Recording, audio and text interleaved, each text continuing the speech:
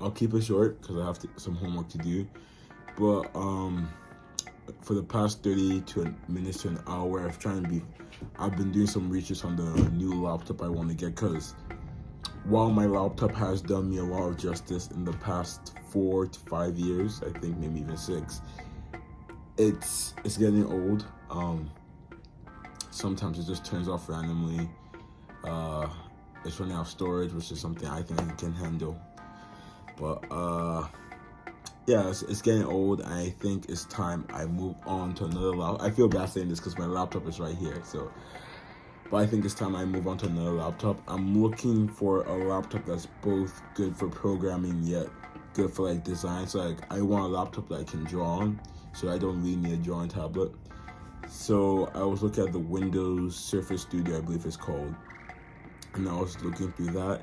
It seems really nice. It doesn't seem the best in any category, but it seems nice and functional and just simple. I think it dropped a lot recently, but I'm not sure. But yeah, that's one laptop I'm considering. I think my main issue is that there's a lot of really good laptops, but I don't want to leave Microsoft. I don't want to leave the Surface Pros or like the Surfaces, right?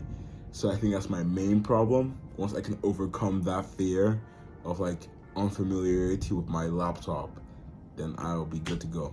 But I think it's just like, because if it's a bad laptop and it costs like $1,000 or like $1,000, right, then it's gonna suck to stick with it for like the next 7 years. So I don't know, I'm just trying to find that out. So that's one resource. In terms of other resources, money is a thing that exists and people need to get certain things. A really interesting world we live in.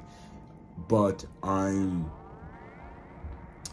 not going to talk too much about it now, but I'm just going to try and mention it for now, just to keep a log. But there's a possible stream of income that I may be gaining in the next couple of weeks, depending on how things go. So that'll be nice, and it's going to involve teaching programming. So that's basically the gist of it. But yeah, that's another resource. But I think those are money and resources are the two biggest things, because for the clubs I'm running, there's not necessarily a budget we have for them, like a school given budget. So we have to make that budget ourselves. So with the ASA now, I just ran into a problem. It's like, okay, so we have to buy the stuff, right?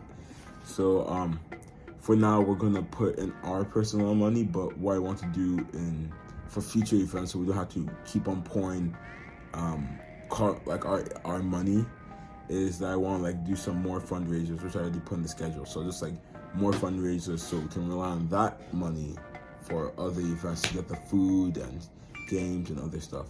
But yeah, I created a Loxy, or a database for our purchases, so we can keep track. It basically has the product, how much it costs, what quantity, and what store we got it from, and who's buying it. So these are included stores, because we can keep a track of like what store is the cheapest in general for the stuff we usually get, and then we can make better decisions financially for future events.